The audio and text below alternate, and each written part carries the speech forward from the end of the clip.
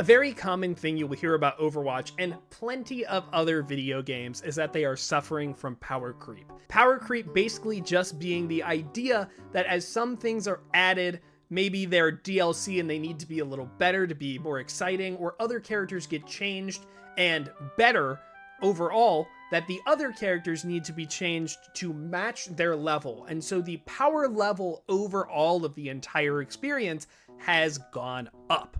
That is what we are looking at today. Is that in Overwatch, and is it always necessarily a bad or even a noticeable thing? Before we get super started, I want to talk about where the power creep could come from, specifically in Overwatch. So we're going to talk about a couple of different things. Let's start with system changes, right? This is not exactly the first thing your mind may come to, but the changes to the system might make every individual more powerful. Think about it like this, right? There could be any number of changes that would do this. In Overwatch, we've already had some examples of global health changes, projectile size increase, the role passives, changes to armor, stuff like that. Even to the respawn systems, even some of those little things which are somewhat less noticeable, still have an impact on your player power overall. So the one that comes up the most often and is the most obvious is when you add new characters, right? A new character might have new tools that are much more powerful than their other counterparts. They might have more tools than most other characters. And so it becomes really weird when those characters are just super, super good. The only way to make everyone the same level without completely destroying those new characters that feel really fun to play is to bring everybody up to those standards. Overwatch 1 definitely had this problem with Brig and Sigma and Echo and other characters like that, but we'll talk about Overwatch 2 in just a second. And of course, we can also talk about, in Overwatch specifically, roles. Do all the roles have to be the same as each other, right? Should tanks be as strong as supports? And should supports be as strong as DPS? And should DPS be as strong as tanks, right? This one is a little trickier, because then you have to talk about the roles versus the individual, and there's a lot of weird things in between. So these are the potential sources of power creep, right? System mechanics, individual characters, different roles. We could even talk about offensive capabilities, defensive capabilities, although with Overwatch, there are really more characters that enable offense and enable defense, so it kind of comes with the individual / role changes, so it's not as much of a factor, I don't think, but that is part of it, right? In many games as well. So there's an argument to be made that if everything is balanced, the power level doesn't matter, right? So power creep is not a problem, it's the balance that is a problem. Now, the arguments against that, of course, are like, well, that's just a fantasy world, right? There will always be things that are left behind, but also, I think you need to talk about things that are unquantifiable, right?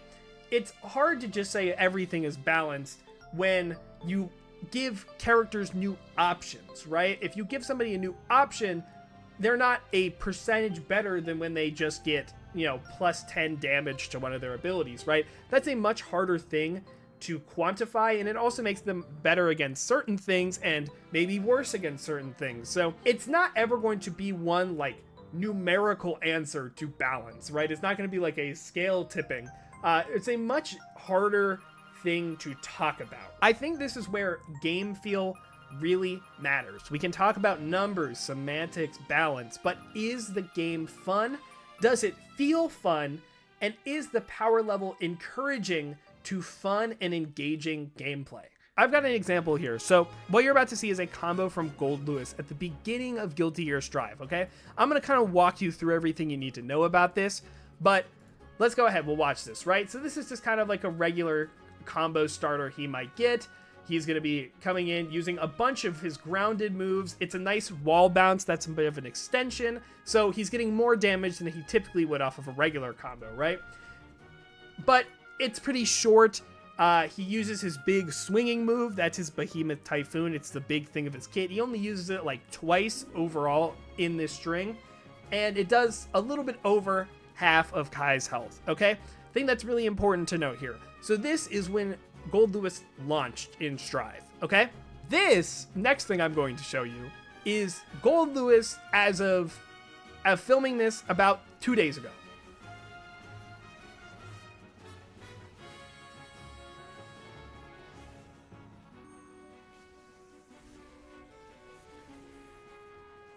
Do you guys see a difference here? Do you see a difference here? Gold Lewis, who was originally a much more grounded character who had a lot of limitations, is now flying through the sky and using his really big move that is central to his kit. He's canceling those moves into each other, so he just gets to keep using them and using them and using them, and he's going across the stage. He's bringing Axel with him to the corner, which in fighting games is a really bad place to be if you're on the defense, and he just gets an insanely big combo that does a lot of damage. And what's the reason, right? What happened? Well, Guilty Gear Strive is definitely suffering from a little bit of a power creep problem. But it's hard to say that Strive is unbalanced per se. There are definitely characters who are a little left behind, but there are a lot of viable characters in this game. The problem is that the feel of the game has completely shifted, and the power level you can feel is much higher, so the game feels a lot more volatile, and almost like you're playing kind of like a fan fiction version of Guilty Gear Strive. And the response to this patch was really, really negative. It's been going in a bad direction for a little bit now, but this patch has just kind of been the straw that broke the camel's back. In the case of Strive, offense is being extremely powerful, and that's why things are a little less fun in everyone's opinion. Defense is just not keeping up. But the power level for every single character, because these come from system mechanics and individual changes, has gone up significantly. So it's not really about power level, and it's also not really about balance, is it? People don't like the game because it just doesn't feel good to play overall. Even if offense is maybe a little more engaging, rewarding, defense is not. And it can feel like you're not really engaging with the other character. You're both just trying to hit each other with, frankly, your bullshit. So I want to cycle us back to Overwatch, because Overwatch does not have this volatility problem. In fact, it kind of has a different problem. You know, I talked about it earlier, but the combination of offense and defensive characters getting changed, when the power level goes up, both offense and defense both go up. In a pure balance standpoint, that sounds great, but the problem is that there is some sort of sweet spot about interactivity. Do offense and defense have to be equally powerful to make the game fun and engaging? I don't exactly think so. When we get into these sustain metas, or metas where tanks are super powerful and things feel like they aren't dying, that means that something is out of whack, even though characters like tanks and certain DPS are super powerful, can do a lot of damage. There are other characters that are preventing them from doing so, right? So it should feel like I have a lot of power because I know I have a lot of power, but when I go into the game, it does not translate. The feeling of power that I know that I have is not there. It's extremely frustrating. Overwatch 2 initially wanted every character on the field to have more impact overall over the course of the match, rather than having like one specific role and having to do that just perfectly to get it going, right? Or to combo with other characters to get anything done. Early Overwatch 2, in my opinion, felt really good in this department, but as things get added and changed and Sustain got better and better, it felt less interactive, even though the power level was going up. Of course, a bunch of changes have happened, but with tank survivability through the roof and higher health pools across the board, it again feels like characters don't have much of an impact, right? There was a bit of like, I'll show you. All right, let's do a really rudimentary graph here.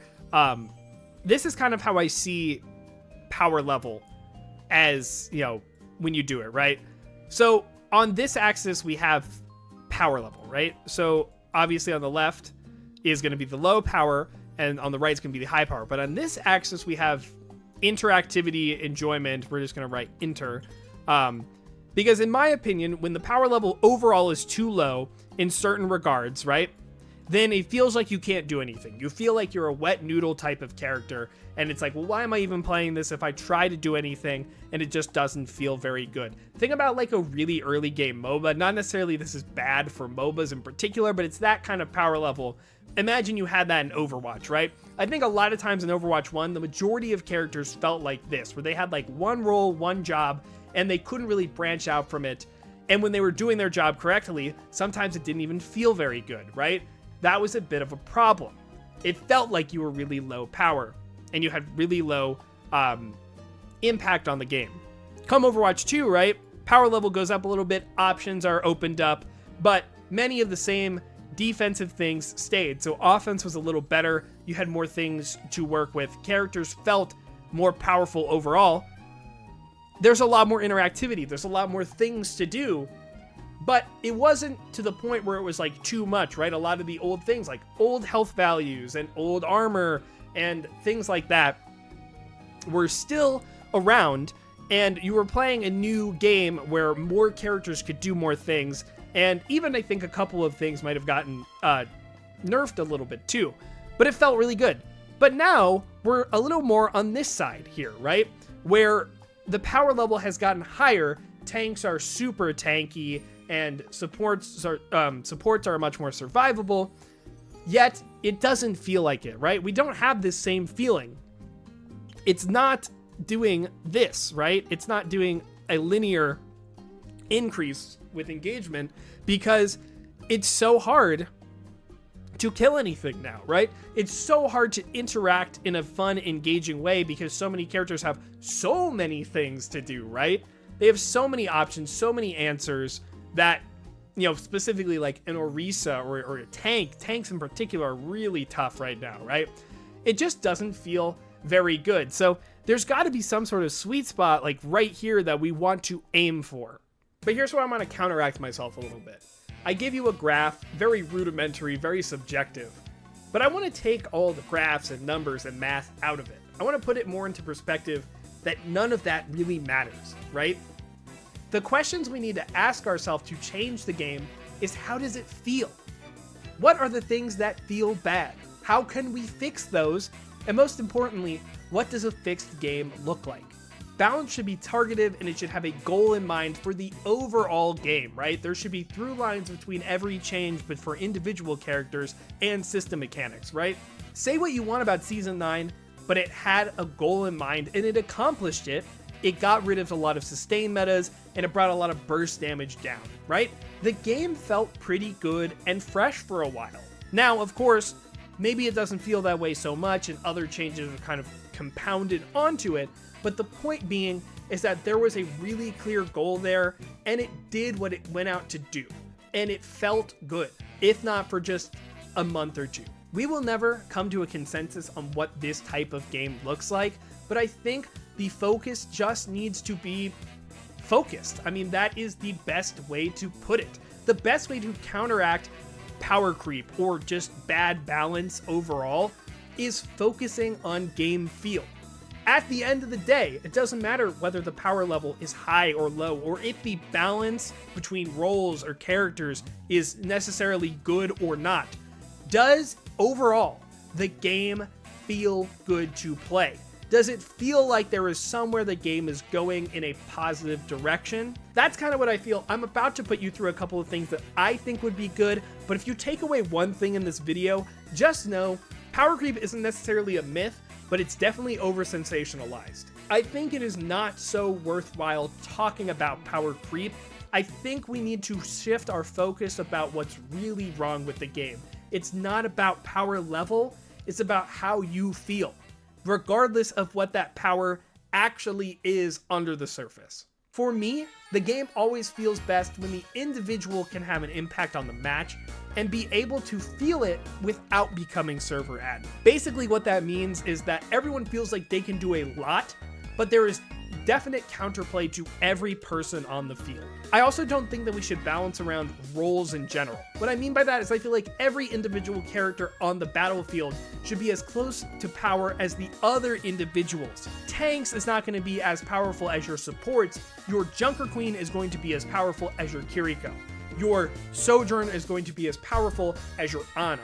That is more what I want. I don't want the roles to feel like they have to have different power levels between them. I want the individuals all to feel like they have similar power levels to each other. What this means is that every role can now interact with everybody, at least in certain ways, right? It's not going to be too powerful. That's not really what I want, but I want you to be able to interact and have fun, have some counterplay to everybody on the field. That is more of the best case scenario possible, right? Higher levels of interaction is what we're looking for. I don't want to just have these Orisas who are running around with Fortify and I just have to wait for a couple seconds, right? I want there to be counterplay at all times as much as possible.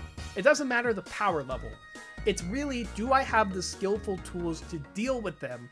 And are those tools fun and fair for the other person as well? In my opinion, if the answer to that is no, like Fortify, like Cardiac, like other things, something's got to change. So that's what I think about power creep. Before you comment below, please don't forget to subscribe if you like this video. I'm going for a little bit of a different style here, so I hope to keep it up if it goes well. But I do want to hear from you. What do you guys think? Is power creep real? What is the ideal version of the game? What feels the best to you? That is really what I'm kind of going for. When does Overwatch feel the best to you? That's what I want to know. Like the video while you're at it. I do really appreciate all that stuff. This was streamed live, twitch.tv/LaneHemingway. That's going to be Tuesdays, Thursdays, and Saturdays. And if you want 3 free months to my channel on Twitch, please join my Discord down below. There is going to be a giveaway. All you have to do is correctly predict the nominees for Game of the Year. The time is ticking on that. Everything you need to know is in that Discord. I'd love to see your responses. Okay, thank you guys so much for watching. Have a good day.